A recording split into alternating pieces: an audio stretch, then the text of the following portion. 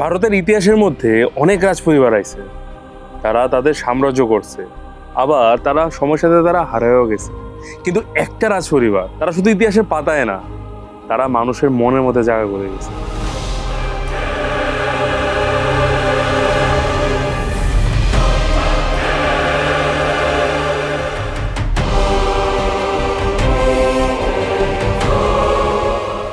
ভারতবর্ষের উত্তরবঙ্গে সুন্দর একটা রাজ্য যার নাম ত্রিপুরা। সেই রাজ্যের মধ্যে শতাব্দীর পর শতাব্দী রাজত্ব করে গেছে একটা রাজবংশ। ত্রিপুরার রাজারা শুধু ত্রিপুরাতে রাজত্ব করছে না, তারা ত্রিপুরাতে মন্দির, সাহিত্য, সংস্কৃতি, শিল্প, নাচ, গান, সঙ্গীত, তা সবকিছু দিয়ে সেটা শুধু ভারতবর্ষ না, পুরো পৃথিবীর কাছে ত্রিপুরার তুলে ধরছে।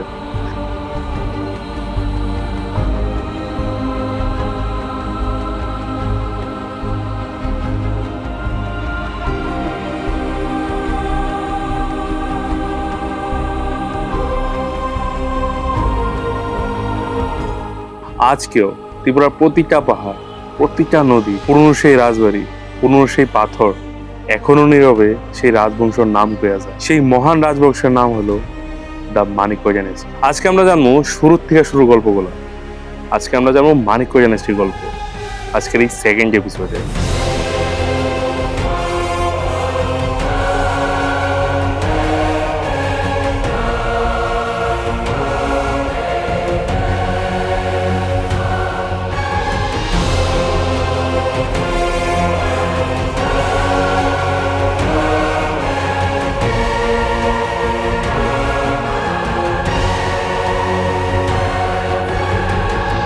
ত্রিপুরার রাজারা, যেটা আমরা বলি মাণিক্য শাসনাধীন রাজতন্ত্র, আমরা যেটাকে বলছি, আসলে এই মাণিক্য শাসনাধীন রাজতন্ত্র আমরা যেটা রাজমালা থেকে পাই, সেটা হচ্ছে চন্দ্রবংশীয় ক্ষত্রিয় রাজা হিসেবে আমরা দেখতে পাই, আমরা জানতে পারি আর কি। যেমন রাজমালার তে বর্ণনা করা হয়েছে যে পুরাণে ছিল, যেটা উত্তর ভারতের যজাতির বংশধর যারা, তারাই ছিলেন আমাদের ত্রিপুরা রাজ্যের মাণিক্য শাসনাধীন রাজার পূর্বপুরুষ। কাজে সেদিক থেকে চিন্তা করলে আমরা দেখতে পাই ত্রিপুরার রাজারা হচ্ছে চন্দ্রবংশীয় ক্ষত্রিয় রাজা। যেমন আবার আমাদের যেমন ভাষাগত দিক থেকে আবার আসলে বিভিন্ন সময়ে বিভিন্ন জনে বিভিন্ন অভিমত পোষণ করেছে। যেমন হান্টার কমিশনে হান্টার সাহেব যিনি, তিনি বলেছেন যে ত্রিপুরার মাণিক্য রাজারা ছিলেন তিব্বতীয় বর্মীয় গোষ্ঠী। আবার অনেক ঐতিহাসিকরা বলেছেন ত্রিপুরার রাজারা হচ্ছে তিপ্রা বা ত্রিপুরা বংশোদ্ভূত যারা ছিলেন তারাই। আবার আমরা যদি চিন্তা করি ভাষাগত দিক থেকে, ভাষাবিদ ডক্টর সুনীতি কুমার চট্টোপাধ্যায় উনি বলেছেন যে ত্রিপুরা হচ্ছে বড়ো জাতির বংশোদ্ভূত মানুষ, ত্রিপুরার রাজারা। তো কেন তিনি এই কথাটা বলেছেন? আসলে প্রাচীন যুগের ইতিহাসকে ঘাটলে আমরা দেখি যে এই বড়ো জাতিগোষ্ঠী পুরো পূর্বাঞ্চলে সমস্ত জায়গা জুড়ে ছিল। তো জাতিতত্ত্বের দিক থেকে ডক্টর সুনীতি কুমার চট্টোপাধ্যায় বলেছেন যে ত্রিপুরী এবং কাছারি এই দুই জাতিদ্বয়ের ভাষাগত দিক থেকে, অবয়বের দিক থেকে আর আচার আচরণের দিক থেকেও অনেকটা সামঞ্জস্য রয়েছে। সে থেকে বলা যায় যে তারা একই বংশোদ্ভূত ব্যক্তি ছিলেন, পরবর্তীকালে তারা পরস্পর থেকে বিচ্ছিন্ন হয়ে যায়।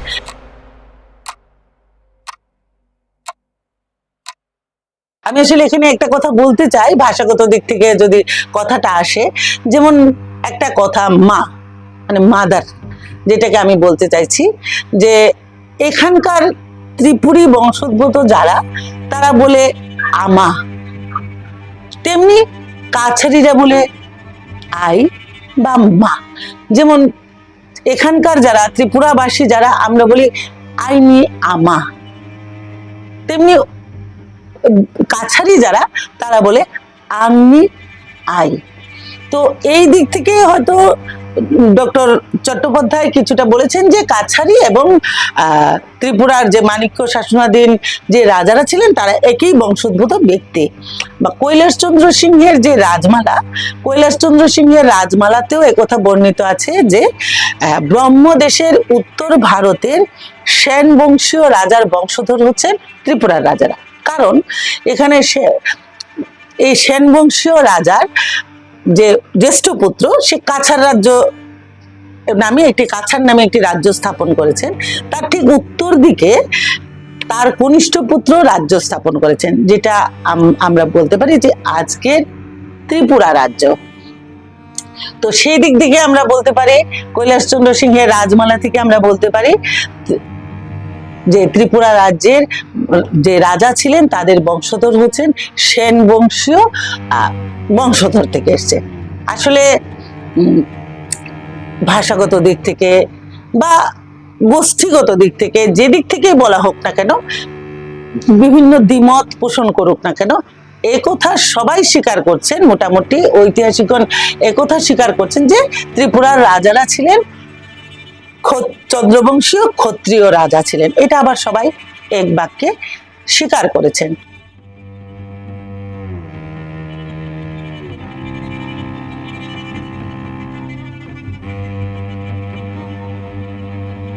আমাদের ত্রিপুরার রাজাদের এই মাণিক্য উপাধিটা কেমনে পাইছে, তাদেরকে এই মাণিক্য উপাধিটা কে দিছে, কি করে আইছে, তার পিছনে গল্পটা কি? ত্রিপুরার যে রাজারা তারা আসলে প্রথমে ফা উপাধি ধারণ করেছিলেন, তো পরবর্তীকালে ফা উপাধি থেকে মাণিক্য উপাধিতে চলে গেছেন। কিন্তু ফা থেকে মাণিক্যে যে উত্তরণ, সেটা নিয়েও অনেক ঐতিহাসিকের মধ্যে বিভিন্ন মত প্রকাশ আছে। দেখো রাজীব, তোমাকে একটা কথা বলি, যেটা আজকাল তোমার যে প্রশ্নটা বা এই প্রশ্ন অনেকেরই থাকে, এবার এই জায়গায় যদি তুমি যাও, সে হিস্ট্রি অনেক বড় ইতিহাস। আমি আসলে ত্রিপুরা রাজ্যের যে রাজা ছিলেন তাকে আমি যেটা ইতিহাসের দিক থেকে যদি আমি বিশ্লেষণ করি, তাহলে প্রাচীন যুগ বলতে পারি, এরপর মধ্যযুগ বলতে পারি, এরপর আমি আধুনিক যুগ বলতে পারি। তাহলে প্রাচীন যুগে ত্রিপুরার রাজারা 136 জন রাজা রাজত্ব করেছিলেন। এই 136 জন রাজার মধ্যে 115 জন রাজার রাজত্বকাল সম্পর্কে আসলে আমরা কিছুই জানতে পারিনি ওই রকম করে। কারণ আমরা কি জানি যে ত্রিপুরা রাজাদের মধ্যে অনেকে ছিল মাইথোলজিক্যাল রুলার, আবার তারপর এসছে আমাদের মাণিক্য ডাইনেস্টি। কিন্তু 116তম যিনি রাজা ছিলেন তার নাম ছিলেন ডুঙ্গুরফা। তো এই যে ডুঙ্গুরফা, আসলে ডুঙ্গুরফা নিয়ে আমরা যদি বিভিন্ন লোকগাথাকে চিন্তা করি বা বিভিন্ন লোককাহিনী বলি, অনেক লোককাহিনীর মধ্যে কিন্তু এই ডুঙ্গুরফার উল্লেখ রয়েছে। এই ফা উপাধি থেকে মাণিক্য উপাধিতে প্রথম কোন রাজা মাণিক্য উপাধি গ্রহণ করেছিলেন, সেটা নিয়ে কিন্তু ঐতিহাসিকদের মধ্যে একটু দ্বিমত রয়েছে। রাজমালাতে যে ছেংতুং ফাই, যার নাম মেনশন করে ছেংতুং ফাই, সেই ছেংতুং ফাই হচ্ছেন কি আমাদের মহামাণিক্য। মহামাণিক্য তিনি প্রথম মাণিক্য উপাধি ধারণ করেছিলেন। এই মাণিক্য উপাধি ধারণের আগে নাম ছিল চেংতুং ফা। তো চেংতুং ফাই প্রথম মহামাণিক্য নামে পরিচিত হয়ে সিংহাসনে বসেন। তো আমরা বলতে পারি, কোনো ঐতিহাসিক বলেছেন এই মহামাণিক্য হচ্ছেন প্রথম মাণিক্য উপাধি ধারণ করেছিলেন।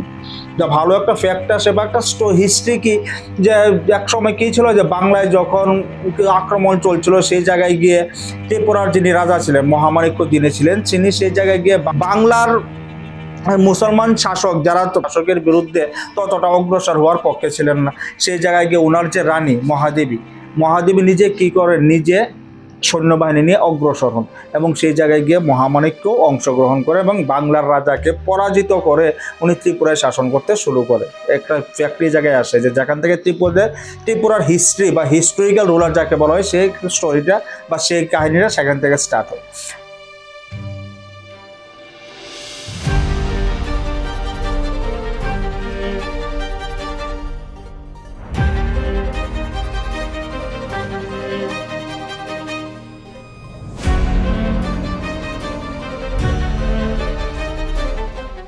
আমরা যে সবকিছু জানতে পারতেছি, সবকিছু রাজমালা থেকে জানতে পারতেছি।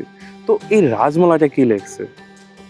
এই রাজাদের কাহিনী গল্পগুলা, এই রাজমালাটা কি লেখছে, তার পিছনে গল্পটা কি? ত্রিপুরা রাজ্যের ইতিহাসকে যদি দেখি তাহলে রাজমালা হচ্ছে অন্যতম প্রধান উপাদান ত্রিপুরা রাজ্যের মাণিক্য রাজাদের যে ইতিহাস সেটা জানতে হলে। এই রাজমালা প্রথম তৈরি করেছিলেন ধর্মমাণিক্য, সেই প্রাচীন যুগের কথাই আমি বলছি। ধর্মমাণিক্য শুক্রেশ্বর এবং বাণেশ্বর নামক দুই পণ্ডিতকে বলেছেন যে রাজাদের বংশ তালিকা সহ রাজাদের ইতিহাসকে রচনা করার জন্য। এই শুক্রেশ্বর এবং বাণেশ্বর রাজপুরোহিত দুর্লভেন্দ্রের সহায়তায় রাজমালা রচনা করেছিলেন। এবার ধর্মমাণিক্য ধরো 1431 থেকে 1461 পর্যন্ত শাসন করে, যাকে ডাঙ্গরফা বলা হয়। আমাদের রাজমালাতে যার নাম ডাঙ্গরফা হিসেবে মেনশন করা, উনি অ্যাকচুয়ালি আমাদের ধর্মমাণিক্য। আসলে এই রাজমালা থেকেই আমরা পরবর্তীকালে যেমন কৈলাস চন্দ্র সিংহের রাজমালা, কালীপ্রসন্ন সেনের রাজমালা, এই সব রাজমালার এই পরিবর্ধিত পরিমার্জিত রূপ কিন্তু আমার সেই ধর্মমাণিক্যের সময়ে রাজমালা। তারপর ধর্মমাণিক্যের পুত্র রত্নমাণিক্য। কোনো কোনো ঐতিহাসিক বলেছেন রত্নফা ওই প্রথম রত্নমাণিক্য উপাধি ধারণ করেছিলেন। এটারও কোনো কোনো ঐতিহাসিক যুক্তি দেখিয়েছেন যে ত্রিপুরা রাজ্য আমরা বলতে পারি পার্বত্য রাজ্য, তো পার্বত্য রাজ্যের সঙ্গে বাংলার যে যোগাযোগ সেটা কিন্তু রত্নফার আমলে বা রত্নমাণিক্যের আমলে হয়েছিল।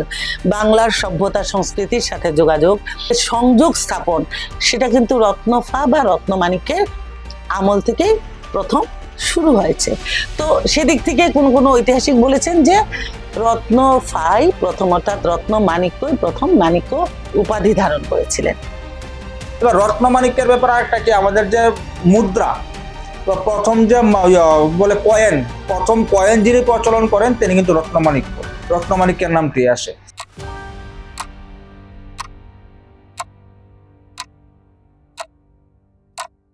কিন্তু আমরা কথা বলতে পারি যে 136 জন এই রাজা ঠিক কত বছর রাজত্ব করেছিল সে নিয়ে কিন্তু কোনো ঐতিহাসিক তথ্য আমাদের কাছে আসেনি সঠিকভাবে। এবার রত্নমাণিক্যের পরে এবার আস্তে আস্তে তুমি যদি দেখতে চাও অনেক রুরাল ত্রিপুরা রাজ্যে আসে। এবার এরপরে মডার্ন হিস্ট্রি যেটাকে বলা হয়, যে ত্রিপুরা রাজ্যের ইতিহাসের আধুনিক যুগ যেটাকে বলা হয়, বা ত্রিপুরার আধুনিকীকরণের যুগ যেটাকে বলা হয়, মডার্নাইজেশন অফ ত্রিপুরা, সেটা স্টার্ট হয় বেসিক্যালি ফ্রম 1861 বীরচন্দ্র মাণিক্যের আমল থেকে। 1861 থেকে 1896 পর্যন্ত উনি শাসন করেছিলেন। বীরচন্দ্র মাণিক্যের পর আসে আমাদের রাধাকিশোর মাণিক্য, রাধাকিশোর মাণিক্যের পর আসে আমাদের বীরেন্দ্র কিশোর মাণিক্য, বীরেন্দ্র কিশোর মাণিক্যের পরে আসে আমাদের ত্রিপুরার যিনি শেষ স্বাধীন শাসক ছিলেন মহারাজা বীর বিক্রম।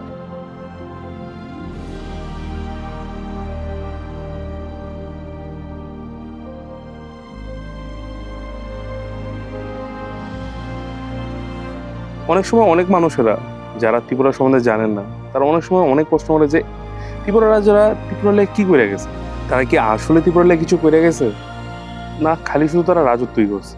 আজও অনেক মানুষেরা এই কথা কইয়া থাকে যে ত্রিপুরা, যে আজকের যে ত্রিপুরা, সেই ত্রিপুরার আগে যে মাণিক্য ডাইনেস্টি ত্রিপুরাতে শাসন করতো, তারা ত্রিপুরার জন্য কি করে গেছে। আসলে ভারতবর্ষ থেকে ত্রিপুরা অর্থাৎ মূল ভূখণ্ড যদি আমি বলি বৃহত্তর ভারতবর্ষ, সেখান থেকে কিন্তু ত্রিপুরা কোনো আলাদা কিছু না। তো ভারতবর্ষে যখন থেকে মধ্যযুগের সূচনা, আমাদের ত্রিপুরা রাজ্য তখন থেকে মধ্যযুগের সূচনা। তেমনি ভারতবর্ষে যখন আধুনিকতার সূত্রপাত হয় তখন আমাদের ত্রিপুরা রাজ্যও কিন্তু আধুনিকতার পথে উত্তরণ করে, অর্থাৎ মধ্যযুগ থেকে আধুনিকতার যুগে চলে যায়। এবার যদি তুমি বীরচন্দ্র মাণিক্যের আমল দেখতে যাও, যেটা মানে যার সময় তাকে ধরা হয় যে ত্রিপুরার মডার্নাইজেশন স্টার্ট হয়, এবার সে ওনার সময়কালটা থেকে ধরার পেছনে একটা যথেষ্ট কারণ আছে। কারণ কি, ওনার আমলের তুমি যদি ফ্যাক্টগুলি দেখো তাহলে তোমার অ্যাকচুয়ালি তোমারও মনে হবে যে ত্রিপুরার আধুনিকীকরণ হয়তো ওনার সময় থেকে স্টার্ট হয়েছিল, হয়তো না, অ্যাকচুয়ালি ওনার সময় থেকে স্টার্ট হয়। কারণ কি, তুমি 1871 দেখো, তখনকার সময় আগরতলা মিউনিসিপ্যালিটি মহারাজ 1872 মহারাজ খাস আপিল আদালতের প্রতিষ্ঠা করে। তারপর উনি 1875 আগরতলা পোস্ট অফিস, তারপর 1872 যখন সারা ভারতবর্ষের মধ্যে জনগণনা শুরু হয় বা সেন্সাস স্টার্ট হয়, ত্রিপুরা রাজ্য 1872 স্টার্ট হয়। এবং 1881 যখন ভারতবর্ষে সেকেন্ড টাইম সেন্সাস করা হয়, ভারত ত্রিপুরা রাজ্য 1881 দ্বিতীয়বার জনগণনা করানো হয়। জাস্ট ইমেজিন, 1872 একটা প্রিন্সলি স্টেট সারা ভারতবর্ষের সাথে তাল মিলিয়ে জনগণনার কাজ প্রতি 10 বছর পর পর কন্টিনিউ করছে। সো মডার্নাইজেশন তো অ্যাকচুয়ালি এটাকেই বলে। তাছাড়া তুমি যদি দেখো যে 1895 গিয়ে বীরচন্দ্র স্টেট সেন্ট্রাল লাইব্রেরি আজকের ডেটেও যেটা ত্রিপুরা রাজ্যের সবচেয়ে বড় পাবলিক লাইব্রেরি হিসেবে যেটাকে কনসিডার করা হয়, বীরচন্দ্র স্টেট সেন্ট্রাল লাইব্রেরি, যেটা আমাদের উমাকান্ত একাডেমির পাশে, সেটা তখনকার সময় 1895 গিয়ে 1895-96 গিয়ে রাধাকিশোর মানিক্যের আমলে গিয়ে। তারপর তুমি যদি দেখো 1878 ত্রিপুরা রাজ্যে কি ছিল, দাস প্রথা ছিল, সেই দাস প্রথাকে নিষিদ্ধ করে ত্রিপুরার মহারাজ বীরচন্দ্র মাণিক্য। তারপর সারা ভারতবর্ষের মধ্যে যেটা আমি কুপ্রথাই বলবো, সতীদাহ প্রথা যেটা ছিল 1888 থেকে মহারাজা বীরচন্দ্র মাণিক্য সেই ঘৃণ্য বা কুপ্রথা সতীদাহ প্রথাকে নিষিদ্ধ হিসেবে ঘোষণা করে। তাছাড়া তুমি যদি যাও ত্রিপুরার মন্দির শিল্পের ক্ষেত্রে ত্রিপুরা যথেষ্ট হিসেবে ডেভেলপ হয়েছে। তুমি ফর এক্সাম্পল বলতে পারো 1761 যখন আমাদের রাজধানীকে পুরাতন রাঙামাটি থেকে পুরাতন আগরতলাতে শিফট করা হয় কৃষ্ণ মাণিক্যের আমলে, সেখানে আমাদের চতুর্দশ দেবতার মন্দির প্রতিষ্ঠা করা হয় রাধাকিশোর মাণিক্যের আমলে। 1899 আমাদের আগরতলা যে রাজবাড়ি, সে রাজপ্রাসাদ, সেই রাজপ্রাসাদের নির্মাণ শুরু হয়, যেটা সমাপ্তি হয় 1901 গিয়ে। এবং উজ্জয়ন্ত প্রাসাদ, যেটাকে বলে উজ্জয়ন্ত প্রাসাদের নামকরণ করেন স্বয়ং রবীন্দ্রনাথ ঠাকুর।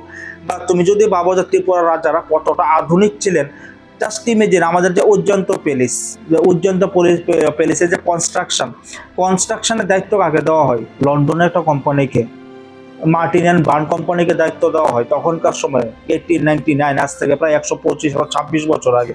সো এখান থেকে মানে আন্দাজ করা যায় যে ত্রিপুরা রাজারা কতটুকু আধুনিক মানসিকতা সম্পন্ন ছিলেন। বা তখনকার সময় উমাকান্ত একাডেমি, আমাদের মহারানী তুলসীবতীর নাম অনুসারে মহারানী তুলসীবতী বিদ্যালয়, তখনকার সময় মহারাজা বীর বিক্রম হলে মহারাজা বীর বিক্রম মহাবিদ্যালয়, যেটা এমবিবি কলেজ আজকের ডেটে বলতে গেলে ত্রিপুরা রাজ্যের সবচেয়ে বড় জেনারেল ডিগ্রি কলেজ, এটাই এখনো মহারাজা বীর বিক্রম কলেজ। বা আমি নিজে সেই কলেজের স্টুডেন্ট, আমার গর্ব হয় যে একটা সেই ঐতিহাসিক মুহূর্ত, সেই ঐতিহাসিক একটা কলেজের ছাত্র আমি, সেই জায়গায় আমারও গর্ব হয়।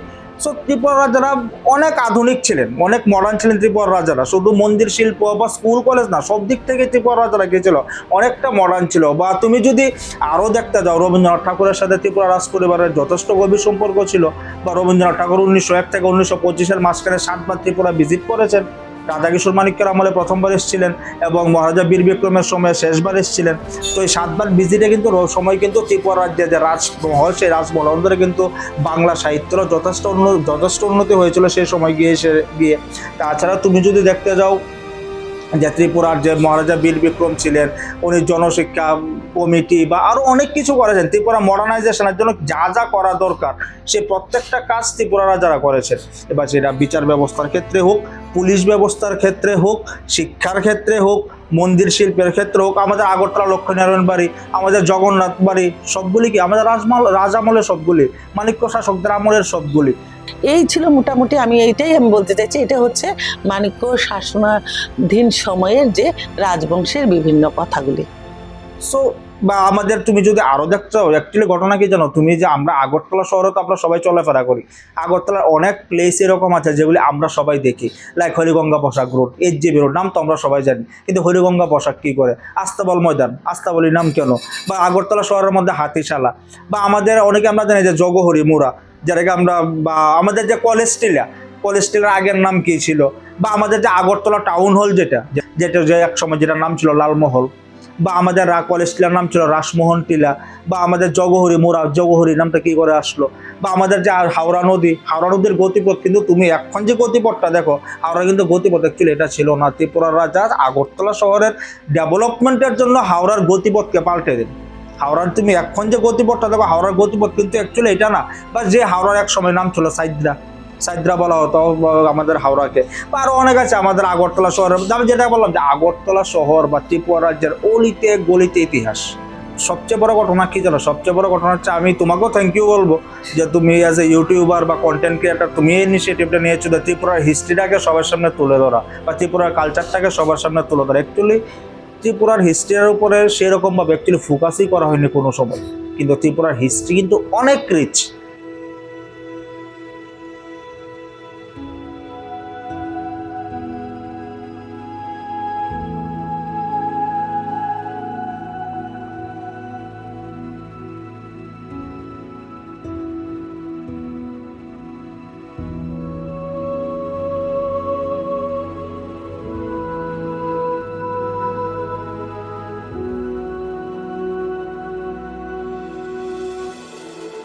বা আরো অনেক কিছু অনেকগুলো আছে। বা ত্রিপুরা যে আজকের যে ত্রিপুরাটা তুমি দেখো যে একদম ওয়েল স্ট্রাকচার, খুব সুন্দরভাবে সাজানো গোছানো আগরতলা শহর।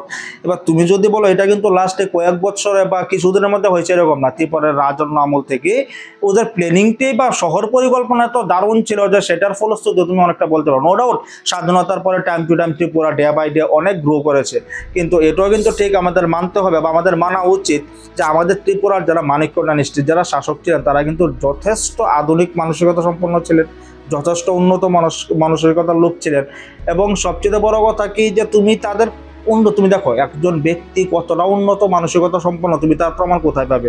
যখন সেই লোকটার শিক্ষা সম্পর্কে ভিশন তুমি দেখবে, বা প্রত্যেকটা সেক্টরে তুমি শিক্ষা ক্ষেত্রে দেখো, যেটা আমি তোমাকে আগেও বললাম, তখনকার সময় আজকের ডেটে আগরতলা শহরে যদি তুমি বনেদি স্কুলগুলি লিস্ট করতে যাও, উমাকান্ত স্কুলের নাম আসে, টপ 10 টপ 5 মধ্যে উমাকান্ত একাডেমির নাম আসে, এই রাজন্য আমল উমাকান্ত একাডেমি। যেটা আমি একটু বা তুমি আরো ভালো তুমি যদি দেখতে যাও যে মেয়েদের শিক্ষার ব্যাপারে, যেটা আজকের ডেটেও ভারতবর্ষে ভারত সরকারকে স্কিম চালাতে হয় যে মেয়েদের শিক্ষার জন্য। আর ত্রিপুরা রাজা তখনকার সময়ে মেয়েদের শিক্ষার জন্য মহারানী তুলসীবতী বালিকা বিদ্যালয়ের প্রতিষ্ঠা করেছেন। তো এখান থেকে তো প্রমাণ পাওয়া যায় যে কতটা উন্নত মানসিকতার ছিলেন ত্রিপুরা রাজারা। তাছাড়া আরও অনেক কিছু, আমাদের কুঞ্জবন প্রাসাদ, কুঞ্জবন প্যালেস, যেটা আমাদের ওল্ড গভর্নর হাউস, অনেক কিছু আছে ত্রিপুরার ইতিহাসে জানার মতো, যেটা আস্তে আস্তে ডে বাই ডে তুমিও এক্সপ্লোর করবে আশা করি, এবং অবশ্যই সবাই দেখবে এবং ত্রিপুরাকে নতুন করে জানবে সবাই।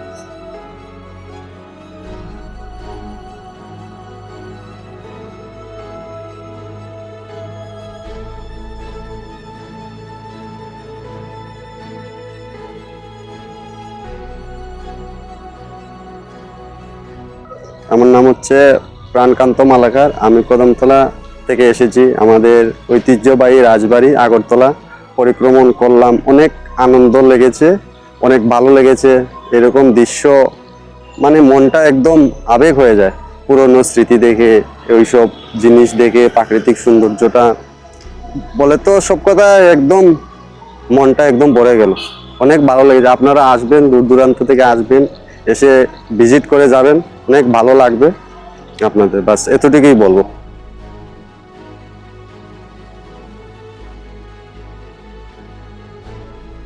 मेरा नाम है गुरलीप। मेरा डिस्ट्रिक्ट तो उदयपुर है और मैं यहाँ घूमने अच्छा लगा इसलिए मैं यहाँ घूमने के लिए आया हूँ। तो बहुत ही व्यू अच्छा है यहाँ घूमने में, और बहुत लोग भी है यहाँ पर घूमने के लिए आ रहा है। और क्या बताऊँ, यहाँ पर कल्चरल के लिए ड्रेस भी है, पहन के डांस करना भी कर सकते हैं और फोटोशूट भी कर सकते हैं। मज़ा ही मज़ा आ जाएगा आप लोग।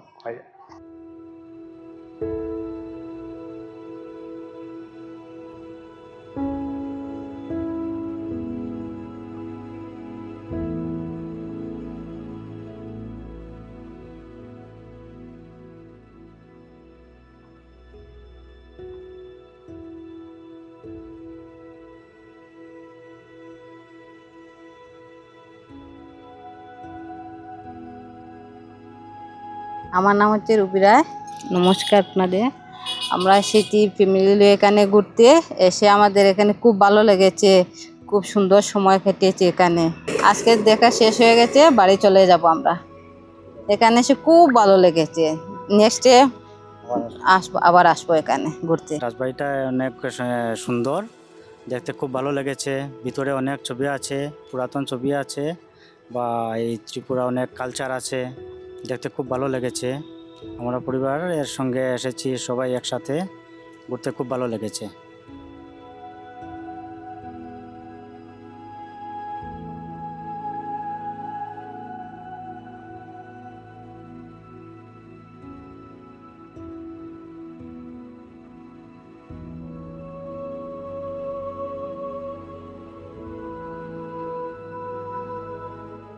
আমার খুব প্রাউড ফিল হয় আমি ত্রিপুরার ছেলে, আর তার থেকেও বেশি আরও প্রাউড ফিল হয় যে আমি ওই রাজ্যে বাস করি যে রাজ্যের লিগা ত্রিপুরার রাজারা অনেক কিছু বেড়ে গেছে। ত্রিপুরার নাচ গান সাহিত্য শিল্প সংস্কৃতি তা সব কিছু দিয়ে সেরা, শুধু ইন্ডিয়াতে না, আজকেও পুরো বিশ্বের থেকে মানুষ এই ত্রিপুরার মধ্যে আইয়ে ত্রিপুরার দেখার লিগা, ত্রিপুরার কালচার দেখার লিগা, ত্রিপুরার হেরিটেজ দেখার লিগা, ত্রিপুরার সাহিত্য সংস্কৃতি মন্দির সব কিছু দেখার লিগা। আমাদের ত্রিপুরার মানুষগুলো অনেক ভালো, মানুষের মধ্যে মিল আছে, মানুষের মধ্যে টান আছে, যেটা আমাদের সবার থেকে আলো করে। আজকের এই এপিসোডের মধ্যে আমি তুলে ধরতে চাইছি আমাদের মানিক্য জেনেস্টির গল্পগুলো। আমাদের এই নতুন জেনারেশন আমাদের এই মহান রাজাদের স্টোরি যেন জানে। আজকে আমার সাথে সাথে তোমরা সবাই প্রাউড ফিল করো যে তোমরা ত্রিপুরার মানুষ। আমরা যেদিকে যাই না কেন, ত্রিপুরা সবসময় আমাদের মনের পাশে থাকবো।